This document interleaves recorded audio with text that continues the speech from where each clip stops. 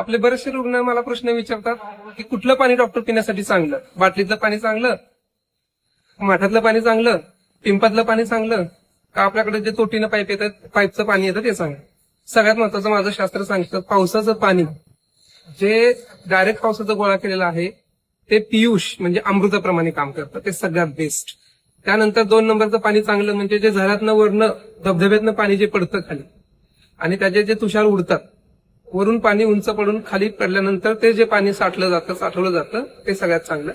आणि तिसरं मग आपण ठीक आहे, आता घरामध्ये जे वापरतो शुद्ध चांगलं पाणी, पण त्याच्यामध्ये सुद्धा प्लास्टिकच्या बाटलीतलं पाणी हे सगळ्यात वाईट असं समजायला काय हरकत नाही.